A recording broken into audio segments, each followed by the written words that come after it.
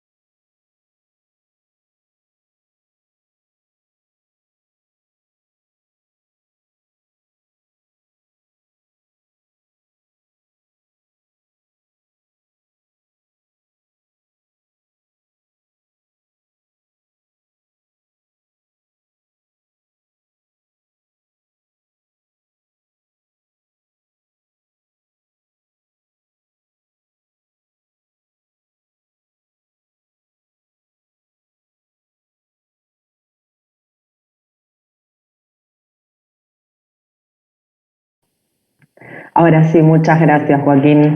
Bueno, buenos días a todos. Les decía que voy a habilitar los micrófonos. Lo único que les voy a pedir es que los mantengan apagados y que si quieren hablar me avisan y les doy la palabra, pero que los tengan apagados para que no se escuchen ruidos de fondo mientras yo expongo o algún compañero hace una pregunta, ¿sí? ¿Ahí se me escucha bien? Sí. Perfecto. Bueno, gracias. Bueno, vamos a comenzar la clase. Nos había quedado pendiente de desarrollar la clase pasada un apartado del texto, de un texto importante de Kant, de un libro importante de Kant que se llama La crítica a la razón pura. El contexto en el cual vamos a pensar esta frase es precisamente el problema que venimos trabajando respecto de el rol de la objetividad o la posibilidad de que exista una objetividad y en qué sentido entendemos objetividad. Recuerden que nosotros habíamos, las clases anteriores, pensado la cuestión de la objetividad en tres sentidos, que, bueno, me parece que para poder hacer la introducción tal vez sería importante precisarla para que todos la recordemos. La cuestión de la objetividad habíamos dicho que se podía entender en tres sentidos, ¿no? Como la capacidad del sujeto de elevarse por sobre todo condicionamiento histórico, esa era una forma de pensar la pretensión de objetividad. La otra posibilidad de pensar la cuestión de la objetividad o el otro significado que le podemos dar tiene que ver con la capacidad del sujeto de elevarse por, sobre todo, condicionamiento no ya histórico, sino subjetivo. Es decir, que el sujeto se independice de sus intereses particulares para perseguir un interés universal, ¿no? Y remarcábamos esta idea de que un interés siempre hay. Por eso remarcaba la palabra intereses, porque si bien la objetividad supone que no haya intereses particulares, la pretensión de objetividad no significa que no hay un interés, sino que el interés tiene un carácter universal. También habíamos visto que el carácter universal de ese interés es problemático, ¿no? Que está sujeto a debate y que es importante poder reconocer que es problemático ubicarse en la posición universal, ¿no? Porque podríamos pensar que nos estamos ubicando en el interés universal cuando en realidad no, ¿no? Y que para poder dar cuenta o asegurarnos de que ese interés tiene un carácter universal, una clave para la ciencia es posicionarse, podríamos decir, del lado de la verdad, ¿no? Como si la verdad estuviera siempre del lado del interés universal. Esto no lo desarrollamos demasiado, pero fíjense que la ciencia tiene como objetivo la búsqueda de la verdad, ¿no? Por un lado, y a su vez, diríamos, persigue un interés universal, un interés que abarca a toda la humanidad, podríamos decir. Ahora, se supone que la búsqueda por la verdad y el interés universal están unidos, ¿no? Podríamos también cuestionar esto o repensar esto, en qué medida hay una unidad entre interés universal y verdad, ¿no? Pero bueno, en principio, la búsqueda de la verdad se asocia con el interés universal. Bueno, después tenemos otra cuestión importante que tiene que ver con la comprensión de la pretensión de objetividad en el sentido de poder tomar distancia suficiente respecto del objeto a conocer. Y habíamos la clase pasada desarrollado esta cuestión de la distancia y pensábamos y desarrollamos en qué sentido hablamos de distancia, ¿no? Y lo que habíamos visto para poder pensar la cuestión de la distancia era la frase de Hasayan sobre cómo en realidad el rol del sujeto en tanto el sujeto es el que define las condiciones de experimentación, puede influir en los resultados de su investigación y por lo tanto en lo que el objeto muestra de sí, ¿no? Y en ese sentido nos encontramos con una situación en la cual el observador influye en su intento, en su afán de conocer el objeto, al diseñar un experimento, influye sobre los resultados de su investigación y por lo tanto influye sobre el objeto. Y si entendemos entonces objetividad en el sentido de que el sujeto no tiene que intervenir de ninguna manera al objeto porque lo tiene que conocer tal cual es, estamos en un verdadero problema. Porque lo que nos dice Hasayan, en el marco de la física, ni siquiera en el marco de las ciencias sociales, sino de las ciencias naturales, es que parecería ser que un observador cuando experimenta un objeto lo altera de forma tal que el resultado de lo que ve depende de las condiciones del experimento. Ahora, las condiciones del experimento, a su vez, dependen del sujeto. Entonces, en este aspecto parecería ser que el sujeto influye sobre el objeto que conoce y por lo tanto tenemos un problema que hoy no lo vamos a resolver, pero que parecería ser que el sujeto no puede conocer las cosas tal cual son. Yo había en otras oportunidades puesto otro ejemplo. Ese ejemplo refería a la física cuántica también, que también es un ejemplo que tomo de este autor, de Hasayan, en el cual él muestra que si nosotros, por ejemplo, bombardeamos un átomo de luz para poder verlo, porque si no, no lo podemos ver, ¿sí? Piensen que estamos hablando de la física cuántica analiza las propiedades físicas de las cosas en el micromundo, digamos, ¿no? Y entonces, si nosotros agarramos un microscopio y queremos ver un átomo y ver su comportamiento, tenemos que bombardearlo de luz para poder verlo. El problema que tenemos es que cuando lo bombardeamos de luz parecería ser que lo alteramos, ¿no? Bueno, entonces, en este marco es en el cual vamos a ver hoy el último tramo de un texto de Kant que habla sobre esta cuestión, ¿no? Sobre la cuestión de la objetividad y sobre el rol de la subjetividad en la experiencia, ¿sí? Así que si les parece bien, voy a poner este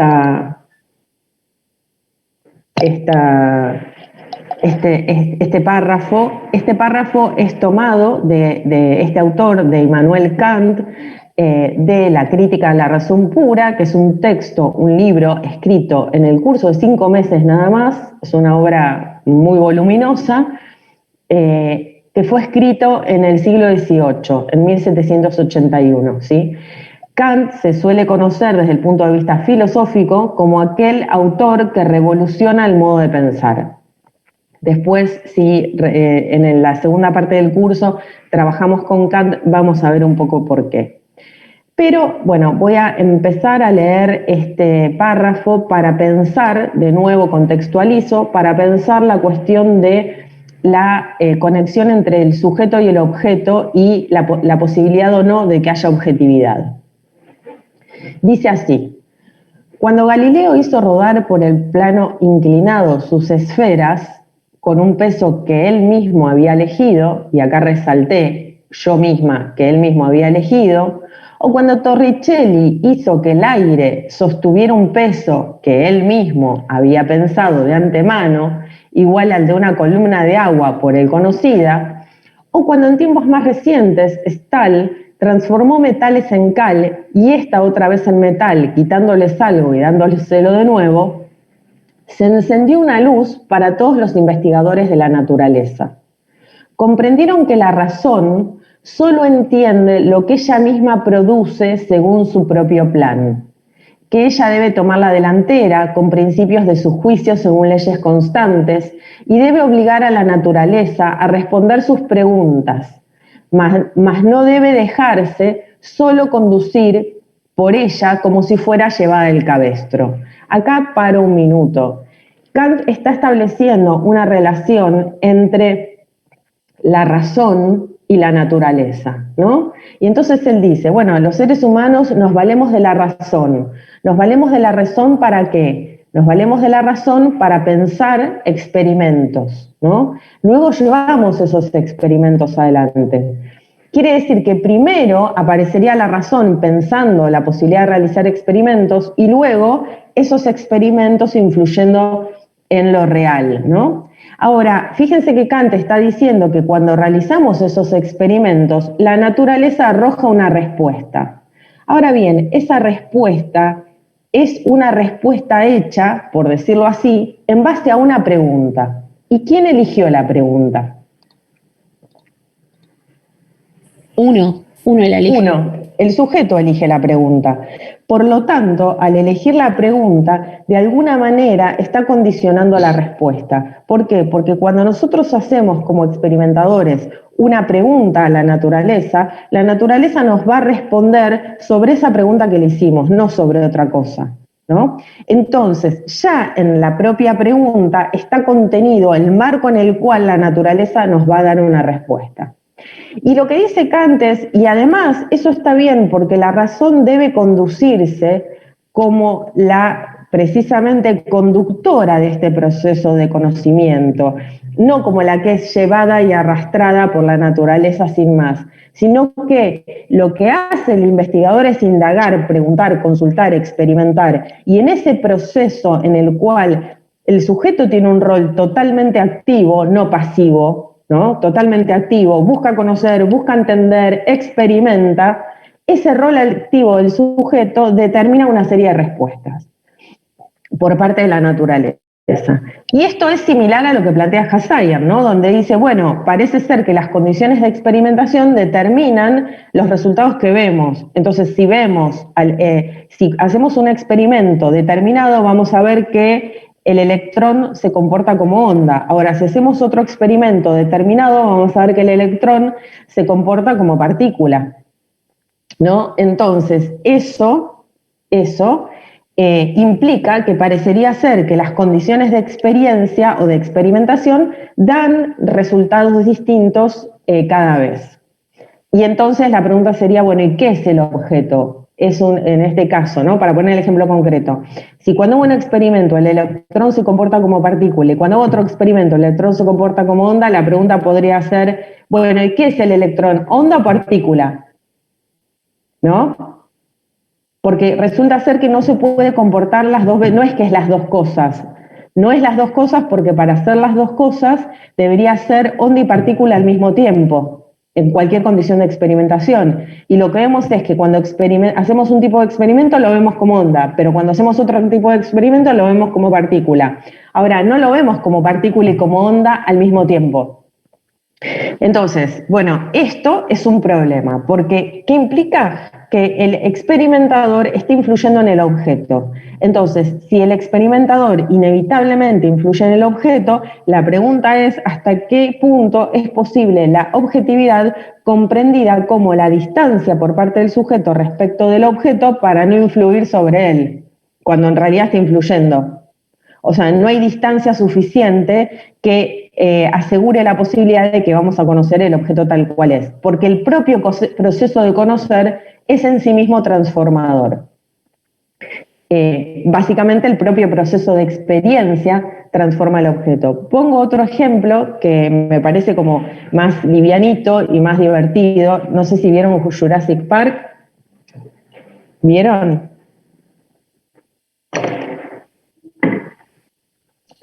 La de los dinosaurios, profe. ¿Puede ser? Sí, la de los dinosaurios. Sí, creo que sí. Bueno, no me acuerdo en qué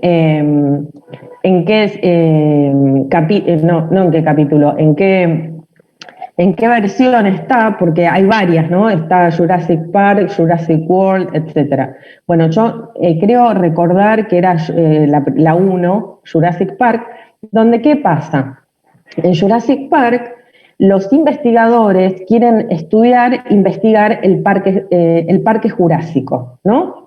Son investigadores de las ciencias naturales y quieren estudiar un objeto específico. El objeto específico es el parque y cómo funciona toda la cadena alimenticia y demás, ¿no? Ahora, ¿qué pasa? ¿Cuál es el problema? ¿Cuál es la condición para que los investigadores puedan estudiar el Parque Jurásico? Bueno, la condición para poder entender cómo funciona el Parque Jurásico es entrar en él. Tienen que entrar al parque. Ahora, el problema es que cuando entran al parque, alteran el objeto al punto tal que se convierten como parte, pasan a ser parte de la cadena alimenticia. Entonces, fíjense cómo el intento de investigar un fenómeno, en este caso el Parque Jurásico, implica que los investigadores se tienen que adentrar en él, pero cuando se adentran en él, lo alteran. ¿Sí? Pasan los propios seres humanos, investigadores, a formar parte de la cadena alimenticia. Bueno, es otro ejemplo que marca y muestra hasta qué punto esta cuestión de búsqueda de objetividad, en el sentido de que haya cierta distancia entre el sujeto y el objeto, es problemática como mínimo, ¿no? Es problemática. Bueno, sigo leyendo lo que plantea Kant. Dice, pues de otro modo, está diciendo, ella debe tomar la razón, la delantera, con principios de sus juicios según leyes constantes, y debe obligar a la naturaleza a responder sus preguntas.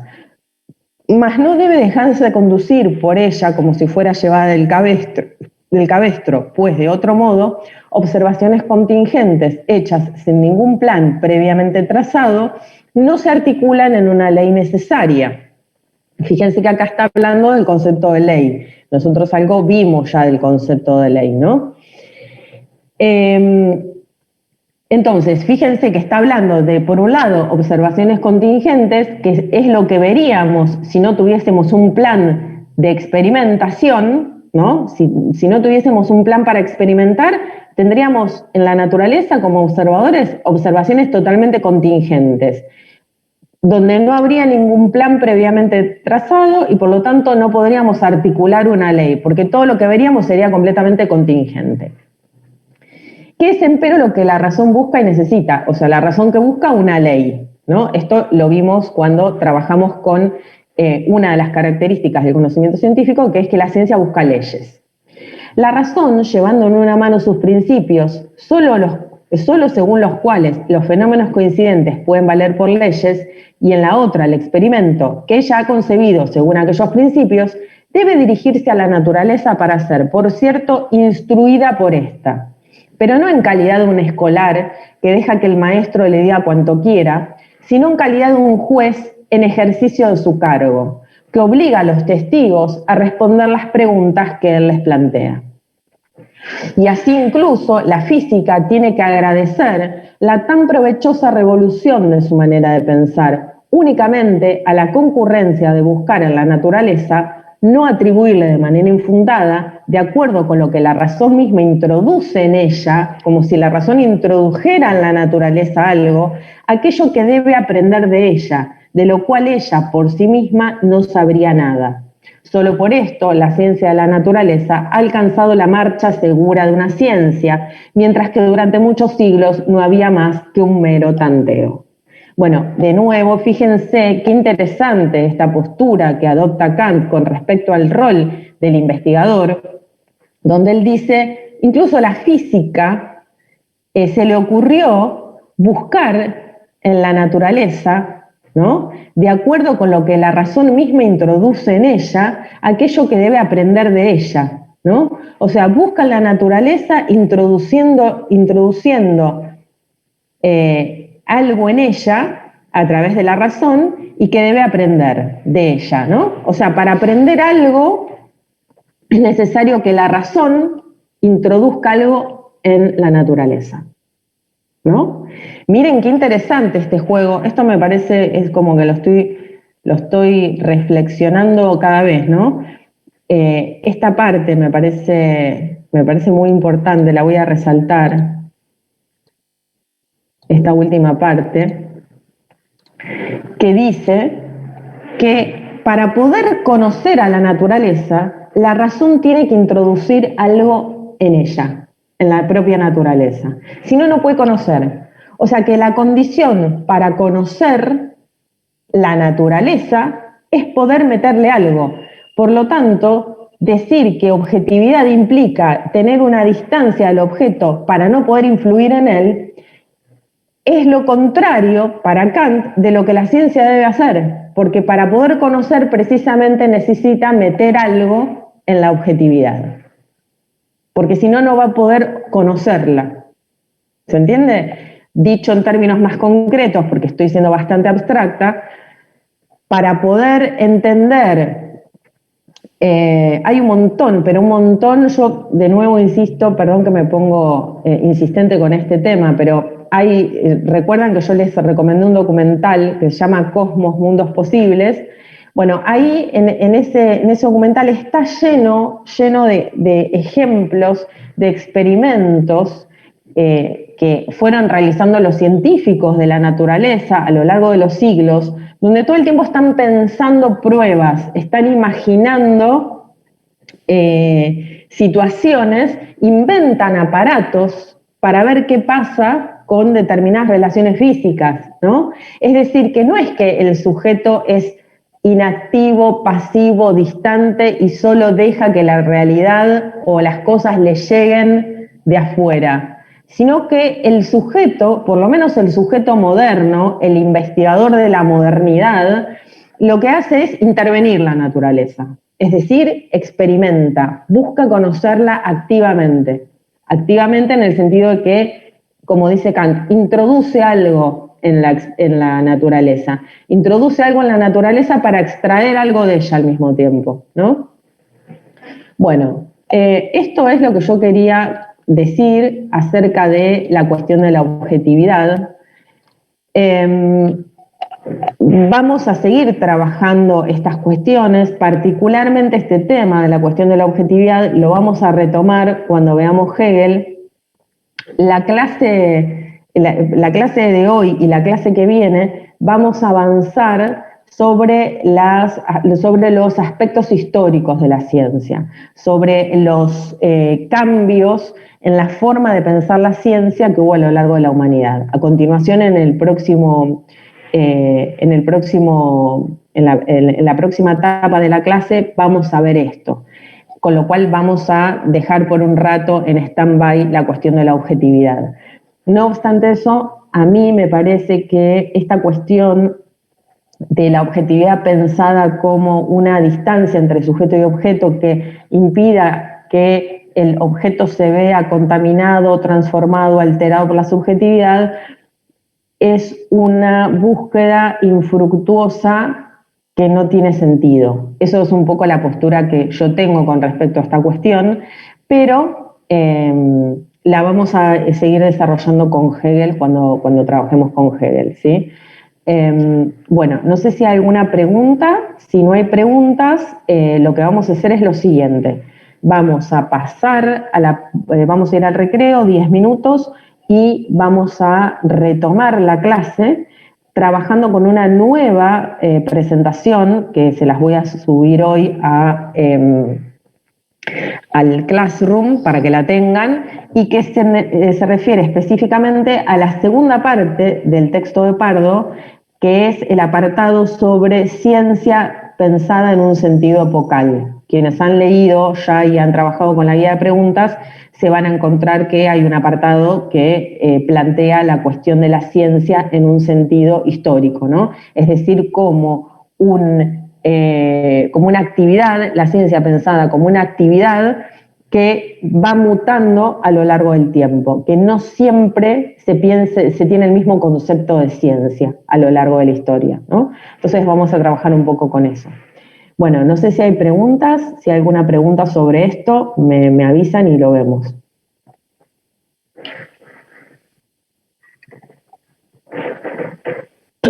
Sí, profe. Sí.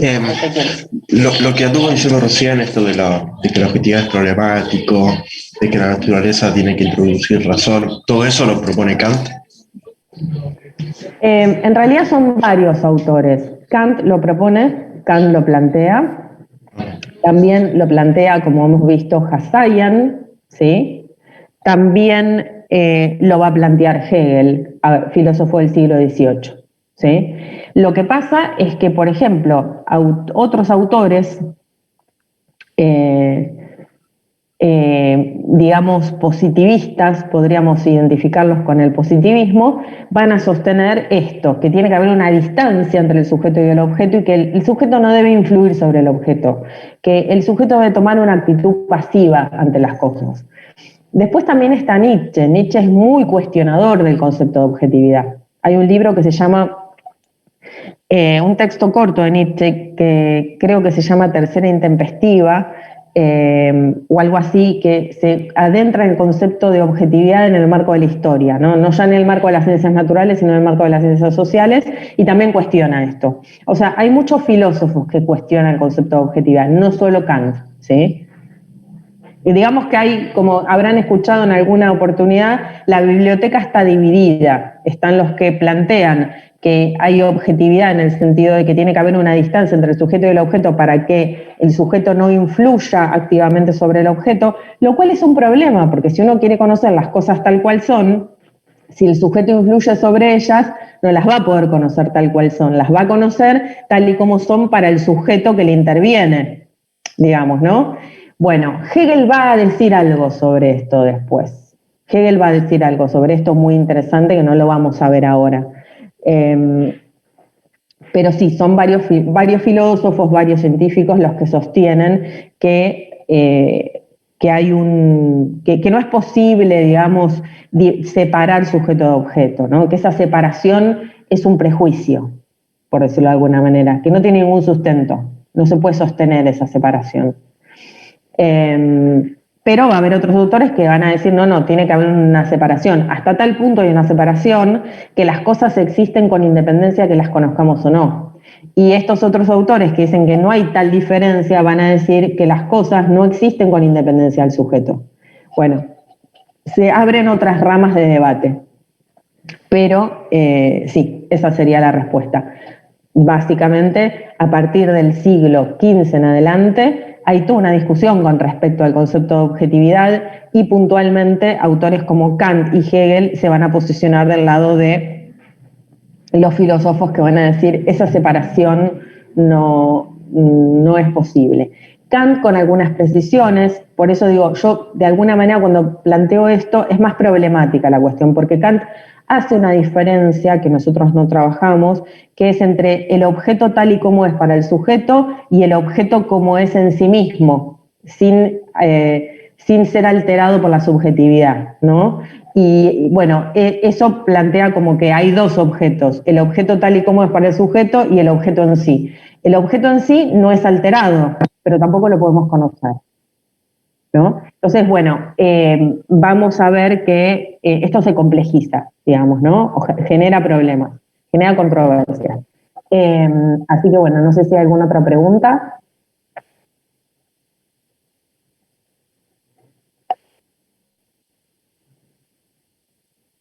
Bueno, entonces hacemos un recreo, son las 7:41, hacemos un recreo hasta las 7:51 y volvemos. ¿Les parece? Dale, sí, profe. Buenísimo. Bueno, nos vemos en unos minutos. Hasta luego. Pero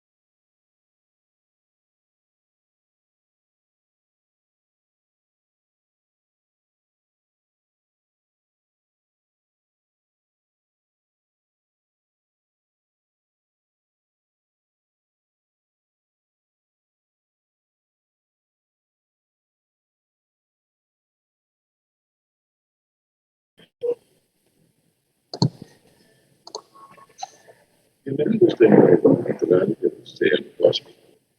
Una inmensidad de espacio y tiempo. Una vastedad mayormente inexplorada. Vamos con destino a los mundos presentes revelados por la ciencia. Daremos un paseo en la red científica que nadie sabía que existía. Les contaré una historia verdadera sobre un primer contacto. Conoceremos algunas de las personas más valientes que alguna vez vivieron. Y nos aventuraremos en un futuro que todavía no podemos tener. Hasta las casas de nuestros descendientes lejanos que estarán entre las estrellas. Así nos iremos por toda esa escena. Pero sin imaginación.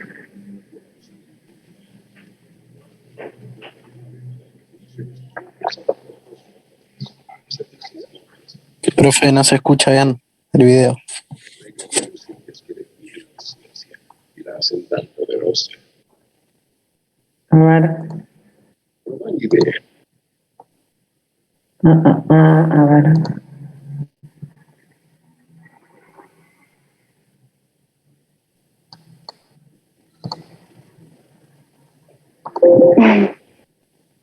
Pruebo de nuevo, ¿eh?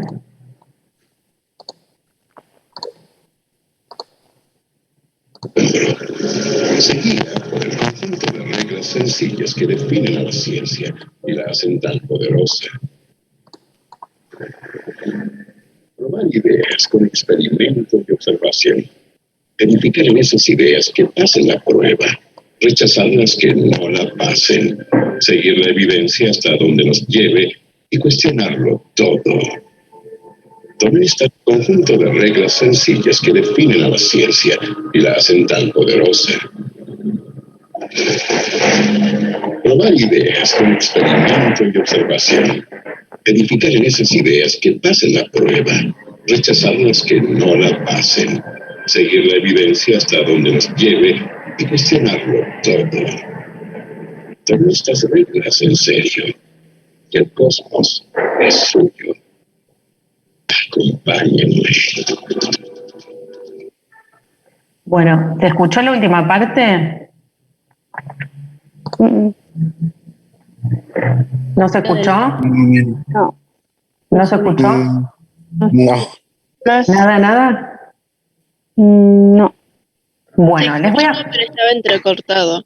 Bueno, entonces vamos a hacer una cosa. Les voy a mandar el video, se los voy a subir al Classroom y lo miran, ¿sí? Y la clase que viene charlamos de esa parte, ¿sí? ¿Les parece? Sí. Bueno, así no hablo del video sin que lo vean. Mírenlo, yo lo subo en el Classroom, mírenlo y la clase que viene lo comentamos. Bueno, puntualmente lo que me interesa sobre ese video es desde el minuto 2 hasta el minuto 4. Fíjense que él va a hablar de la ciencia, habla del concepto de ciencia y plantea cuál es el rol de la ciencia, ¿sí? Entonces, en ese sentido, me parece importante que podamos pensar en esta cuestión que va a plantear este autor, ¿sí? Porque es parte de lo que nosotros vamos a trabajar en el curso. Dije este autor, este presentador en realidad. Bueno, entonces, vamos a la presentación. Bueno, la idea de este bloque sería poder pensar el concepto de ciencia, pero históricamente. ¿Qué significa pensarlo históricamente? Bueno, básicamente significa intentar mostrar que el concepto de ciencia no es algo que se mantiene inalterado, sino que cada época histórica tiene un concepto o ha tenido un concepto diferente de ciencia. Ese concepto se fue modificando. El concepto de ciencia que nuestra época toma como válido es fundamentalmente el concepto de ciencia moderna y ciencia posmoderna. Podríamos decir que hay un debate ahí. Hoy día, aunque en nuestra época predomina fuertemente lo que denominamos ciencia posmoderna. pero, y eso implica concebir o pensar a la ciencia de un modo determinado, ¿sí? Distinto a cómo se pensaba en otras épocas. Entonces, lo que vamos a hacer hoy es ver cómo en las distintas épocas se pensaba la ciencia, ¿sí? Bueno, a ver, Pardo comienza planteando que hay un concepto restringido de ciencia y un concepto más amplio de ciencia. Ese concepto restringido de ciencia se refiere, va a decir él, a un tipo de conocimiento que debe cumplir con ciertos requisitos. Capacidad descriptiva, explicativa y predictiva mediante leyes, carácter crítico, fundamentación lógica y empírica, carácter metódico, sistematicidad y comunicabilidad mediante un lenguaje preciso. ¿Les suena esto? Sí. Sí, ¿A qué? ¿A qué les suena? A la característica de la ciencia. Exactamente, nosotros estuvimos viendo hasta ahora las características del conocimiento científico y dijimos, dentro de las características del conocimiento científico que encontramos hoy día, podemos citar objetividad, fundamentación lógica y empírica, carácter metódico, sistematicidad, etc. Bueno, todas esas características que vimos en realidad representan un concepto restringido de ciencia. ¿Por qué? Porque pertenecen a una forma de pensar la ciencia de un momento histórico determinado, que es la ciencia moderna. ¿Sí? Ahora, Pardo lo que dice es, en realidad, hay un concepto más amplio de ciencia, que es la ciencia implica pensar la ciencia en un sentido epocal. Es decir, que lo que se entiende como ciencia se reconoce como un concepto que va mutando históricamente en función de la comunidad científica de cada época, de acuerdo a prácticas sociales y de acuerdo al modo en que esa comunidad comprende la realidad. ¿Sí? Entonces, vamos a identificar en la segunda filmina, vamos a hacer una especie de periodización de la ciencia, donde podríamos identificar tres grandes bloques, digamos, ¿no? Tres grandes paradigmas de la ciencia. Pardo identifica el paradigma científico. Les pido por favor que apaguen el micrófono. El paradigma científico premoderno. Verónica, ¿puedes apagar tu micrófono? Sí. Gracias. Paradigma premoderno, paradigma moderno y paradigma posmoderno. Entonces, dentro del paradigma premoderno vamos a identificar a su vez dos subperíodos, que es la antigüedad y la Edad Media, que son dos periodos diferenciados, pero que comparten ciertas características en común, por eso los encuadramos dentro del paradigma premoderno. Después tenemos el paradigma moderno, que es el paradigma es un paradigma que surge a partir del siglo XVI y se despliega hasta la primera mitad del siglo XX, y luego tenemos otro paradigma de pensamiento científico, que es el posmoderno, que se va a desarrollar a partir de la segunda mitad del siglo XX y hasta la actualidad.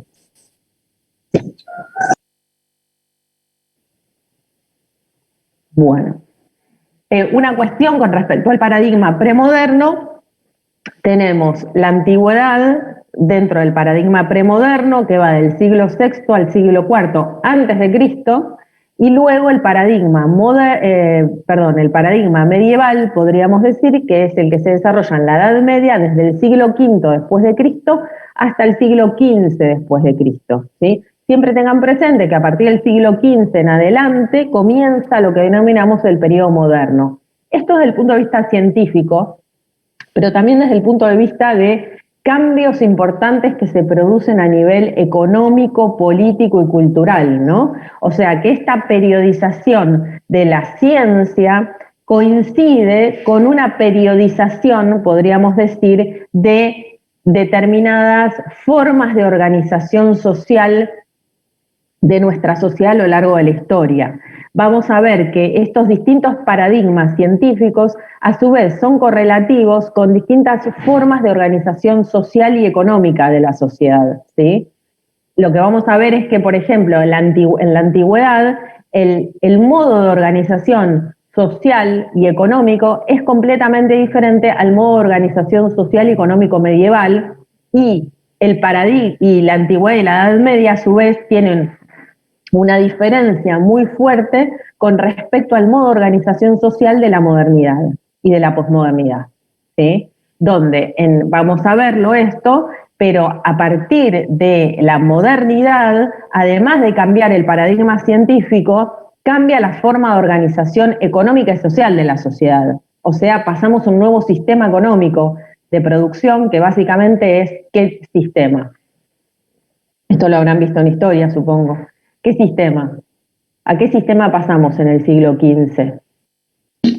Feudalismo. ¿Feudalismo? ¿A partir del siglo XV? Capitalismo. Capitalismo, ¿sí? O sea, la Edad Media o el feudalismo transcurre entre los siglos V y XV después de Cristo. Y a partir del siglo XVI comienza a configurarse una nueva forma de organización social a nivel mundial, además. El capitalismo es el primer sistema económico que se desarrolla a nivel mundial y que se despliega a partir del siglo XV, siglo XVI. Bueno, esto obviamente, estas periodizaciones son un poco arbitrarias, porque plantear exactamente cuándo arrancó el capitalismo es un poco difícil. En todo caso, puede haber símbolos históricos sobre esto, ¿no? Pero digamos que ponemos una fecha de corte estimativa para poder ordenarnos y ubicarnos, pero no hay un día, fecha específico determinado en el cual surge el sistema capitalista, ¿no? Bueno. Luego tenemos lo siguiente. Vamos al paradigma premoderno. ¿Y por qué se caracteriza el paradigma premoderno?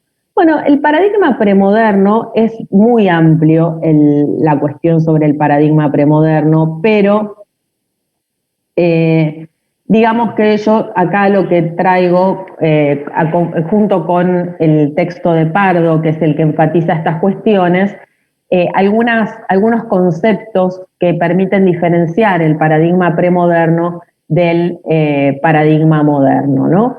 En principio, respecto al paradigma premoderno, tenemos que identificar, yo acá pondría, eso no lo había puesto, pero lo vamos a agregar ahora, vamos a poner periodo antiguo, porque en realidad, si nos fijamos, dijimos que el paradigma premoderno se caracteriza por la antigüedad y por la Edad Media. Entonces, acá que vamos a ver el paradigma premoderno, pero específicamente dentro del paradigma premoderno, el periodo antiguo, ¿sí? Acá me olvidé, se ve que, bueno, quedó como mundo griego, pero digamos que es el periodo antiguo este, ¿sí? La Filmina 3 es el periodo antiguo, es lo que en la Filmina 2 identificamos acá como antigüedad, ¿sí? Entonces, en el periodo antiguo, vamos a poner así para que quede igual y se puedan ubicar. Esta es la antigüedad. Bueno, ¿qué nos encontramos en la antigüedad? Básicamente, siglo IV antes de Cristo a siglo III antes de Cristo, habíamos dicho, ¿no? Siglo IV antes de Cristo, no, perdón, siglo VI antes de Cristo a siglo IV antes de Cristo, ¿no? Siglo VI a siglo IV antes de Cristo.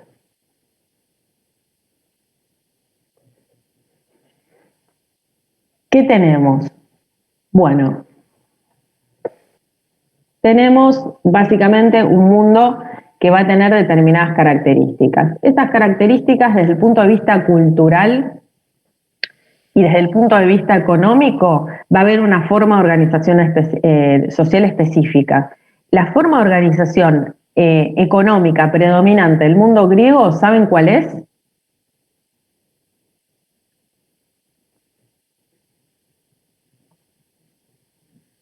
Bueno, básicamente, sí. ¿Cómo? Perdón. Sí, Mariano, sí, decime. No, que no escuché la última parte. A la última parte preguntaba si saben cuál es la forma de organización económica propia del mundo griego, es decir, propia, digamos, de la antigüedad del siglo VI al siglo IV antes de Cristo. ¿Cuál era la forma de organización económica? En las ágoras. ¿Cómo? como de intercambios. ¿Intercambios de qué? De bienes, tipo trueque. Sí, había trueque, pero digamos que el trueque convivía con una forma de organizar la producción más específica todavía, que era ¿cuál? Podríamos decir, a ver, había trueque, ¿había alguna forma de intercambio? Sí, había intercambio mercantil. ¿Ese intercambio mercantil era mundial? No. No, digamos, el dinero no estaba desarrollado a nivel mundial. Podríamos decir, ¿había algún tipo de intercambio mercantil? Sí, había. Pero, ¿cuál era la forma predominante de producir? ¿Producían todos? ¿Todos trabajaban? La casa y eso, profe. ¿Cómo producían? ¿Todos trabajaban? ¿Todas las clases trabajaban? ¿Había clases? Sí, no todos trabajaban. ¿Todos trabajaban? No, no todos. ¿Cómo? Que no todos trabajaban. ¿Quiénes trabajaban? Y los de El más hombre. abajo. ¿Cómo? Los de más abajo, digamos. ¿Y quiénes son los de más abajo? Necesito que empecemos a usar categorías económicas adecuadas. La clase baja, profe. ¿Y qué es la clase baja?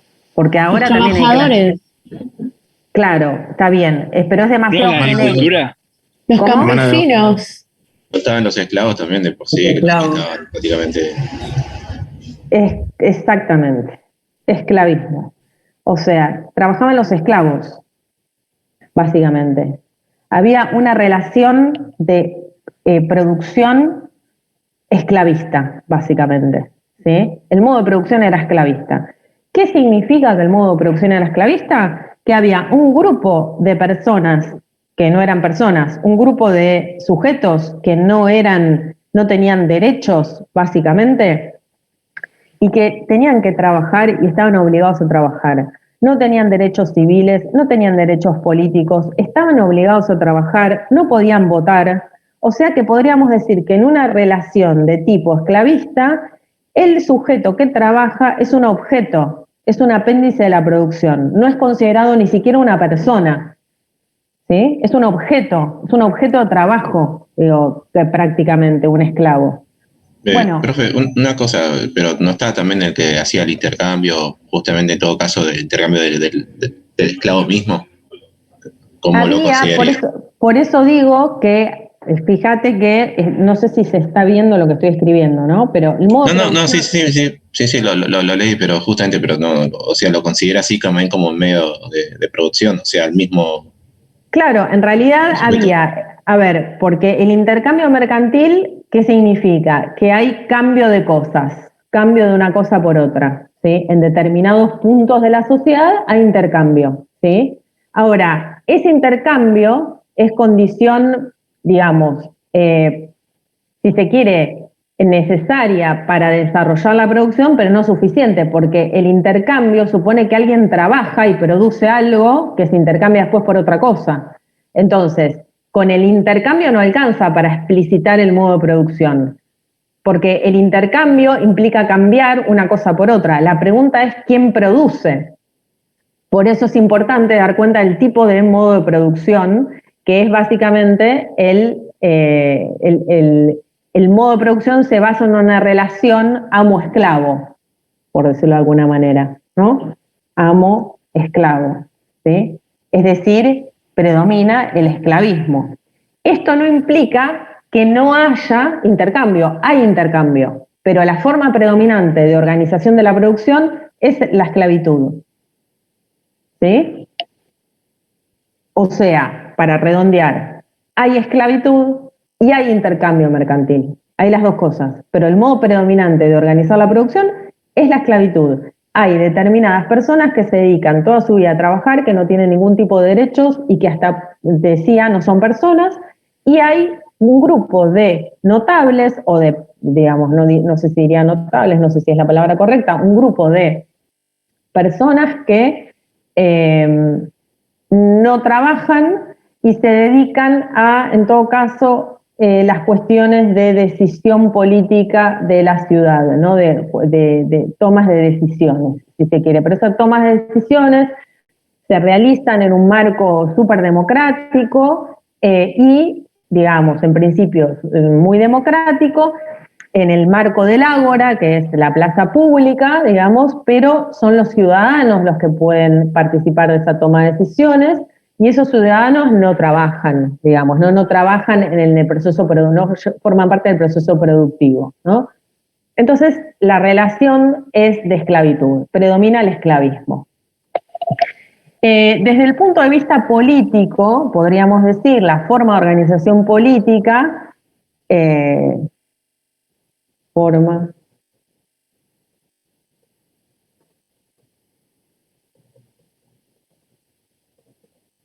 es la polis.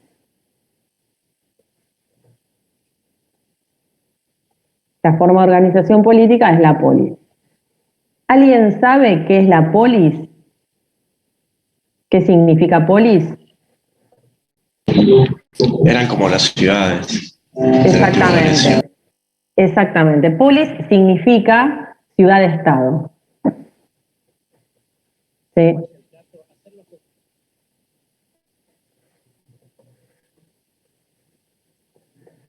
Entonces, digamos, en la antigua Grecia, la polis era la comunidad política que se administraba por sí misma y estaba constituida generalmente, digamos, por una organización urbana y un territorio, ¿sí? Bueno, ¿qué más tenemos? Entonces, bueno, este es el marco en el cual se desarrolla la antigüedad, desde el punto de vista del modo de producción y desde el punto de vista de la organización política. El mundo griego, esto va a decir Pardo, es fundacional porque funda la cultura occidental y da inicio al proyecto racionalista y luego ilustrado, esto desde el punto de vista ya desde el punto de vista de la ciencia, ¿no? O sea, el mundo griego es fundacional de la cultura occidental. ¿Qué quiere decir que es fundacional de la cultura occidental? Que básicamente la manera en la que pensamos hoy, en la que reflexionamos, en la que nos comportamos, está muy marcada por ese periodo, ¿no? Es muy marcada por ese periodo del siglo IV a.C., donde se desarrollan una serie de procesos, se desatan una serie de procesos de la vida humana muy importantes. Uno de ellos tiene que ver con que en el siglo IV a.C. se desarrolla muy fuertemente el pensamiento racional, ¿sí? Muy fuertemente, ¿no? Piensen que nosotros como especie hemos desarrollado nuestro cerebro y a partir de determinado momento empezamos a pensar, empezamos a reflexionar. Y este proceso de reflexión que nos diferencia de los monos, por ejemplo, es algo que se empieza a desarrollar muy fuertemente en el siglo IV a.C., ¿sí? O sea, es fundacional en el sentido de que funda la cultura occidental, da inicio al proyecto racionalista y luego a lo que se va a llamar el proyecto ilustrado propio del siglo XVIII, ¿sí? Bueno, algunos ingredientes que señala Pardo respecto a este periodo es que en este periodo, desde el punto de vista de la ciencia, hay una serie de conceptos duales muy marcados. Uno de ellos es el concepto de doxa versus episteme, ¿no? Donde aparece ya en este periodo histórico la idea de que existen saberes que son fundamentados y existen saberes que no son fundamentados. A los saberes fundamentados se los ubica del lado del saber, del lado de la episteme, y al saber no fundamentado se lo ubica dentro de lo que en la propia antigüedad se llama doxa u opinión, ¿sí? Y la episteme, esta distinción entre episteme episteme y doxa, va a ser una distinción que se va a desarrollar muy fuertemente en este periodo y donde se va a mostrar que a su vez la episteme, además de ser un saber fundamentado, requiere esfuerzo y reflexión, es sistemático, pretende instalarse la verdad y es crítico, a diferencia de la doxa, que es un saber no fundamentado, que se obtiene espontáneamente, que es asistemático, que se mueve en el ámbito de la verosimilitud, que nunca llegamos a saber del todo si hay verdad o no, y que es acrítico, ¿no? Y en ese sentido, esta distinción entre episteme y doxa va a implicar una controversia que se va a desatar en la antigüedad, donde van a estar de un lado los filósofos, que son los que se ponen del lado del saber fundamentado, del esfuerzo y la reflexión, del saber como un saber sistemático que busca la verdad y que es crítico. Acá van a estar los filósofos, y del otro lado van a estar lo que Platón solía llamar los filógdosos, ¿no? De doxa. En vez de filosofía, de que viene del amor al saber, van a estar los filodoxos. Le pongo el acento, es filógdoso, ¿no? Los filodoxos, que son los que aman o que tienen cierta conexión con la opinión, pero pensada en un sentido peyorativo, ¿no? Como el saber que no está debidamente fundamentado. Entonces, esta distinción empieza a aparecer como cuestión ya en el siglo IV a.C., esta diferencia entre un saber fundamentado y un saber no fundamentado. Hoy día la sostenemos en la modernidad y en la posmodernidad, esta distinción, pero viene de ahí, viene del mundo griego. Otra distinción que se va a hacer... Influenciada por la Iglesia también. ¿Cómo? Estaba muy influenciado por la Iglesia y lo que se basaba en la ciencia también venía por ese lado. Hacer ciencia era cuestionar un poco el saber no fundamentado de la Iglesia, que no tenía ninguna explicación. Sí, la Iglesia va a jugar un rol mucho más fuerte, más que en la antigüedad, diría yo, en la Edad Media. Pero es cierto que había los griegos eran profundamente religiosos, lo que pasa es que ellos tenían una religión particular, porque no había un solo dios, había muchos dioses en la antigua Grecia, y los dioses se peleaban entre sí. Entonces, ¿qué le pasaba a los seres humanos que creían en esos dioses? Bueno, querían quedar bien con todos los dioses, entonces era como que si un dios decía una cosa y otro otra, bueno, trataban de relativizar un poco lo que decía uno, lo que decía otro, no se la jugaban demasiado porque tenían miedo de ser castigados por uno o por otro, ¿no? Entonces era más problemática esa relación con los dioses, se prestaba más a objeto de debate.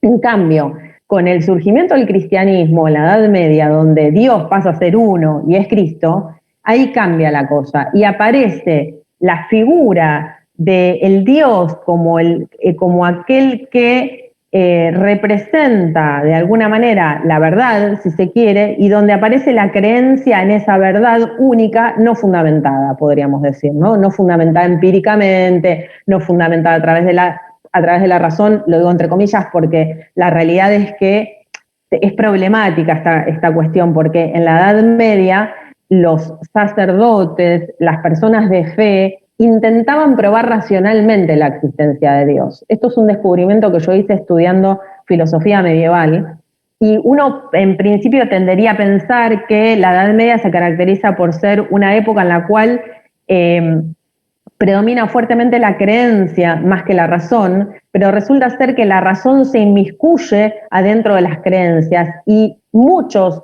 sacerdotes, filósofos de la época van a buscar probar a través de la razón la existencia de Dios. Si bien no se pueden probar empíricamente la existencia de Dios, se va a intentar buscar probar racionalmente la existencia de Dios. Con lo cual, la búsqueda de pruebas sigue estando presente en la Edad Antigua, digamos, pero hay hay otra forma de organización de la vida social que la vamos a trabajar, no quiero mezclar mucho con la antigüedad, pero la vamos a trabajar la próxima clase. Pero es cierto que en la antigüedad hay creencias religiosas, por supuesto, y el saber es no fundamentado. Entonces podríamos ubicar a la religión del lado de la doxa como un saber no fundamentado, y a la episteme como un saber que busca fundamentación, ¿sí?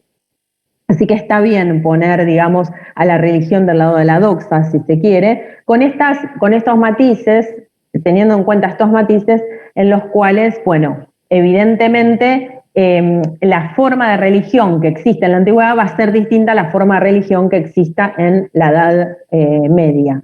¿Por qué? Porque en el mundo antiguo hay muchos dioses, no hay uno. Y eso genera problemas para creer, confiar o supeditarse a un dios en particular, porque los dioses se pelean entre sí. Entonces eso es un problema para los propios seres humanos, digamos, ¿no?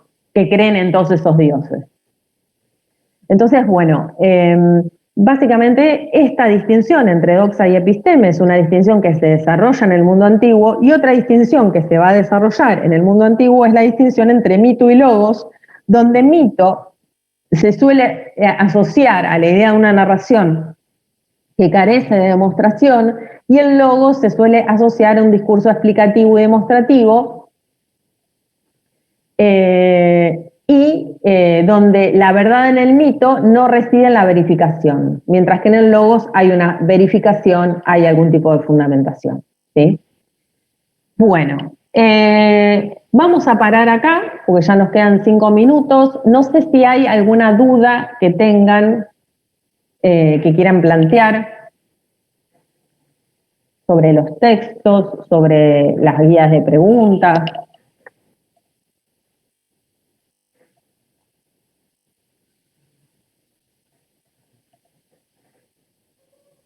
¿No? ¿No hay dudas?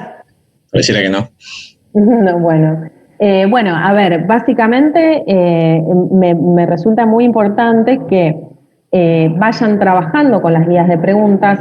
Yo les he puesto, a ver si encuentro acá, les he puesto todas las guías de preguntas para el primer parcial, ¿sí?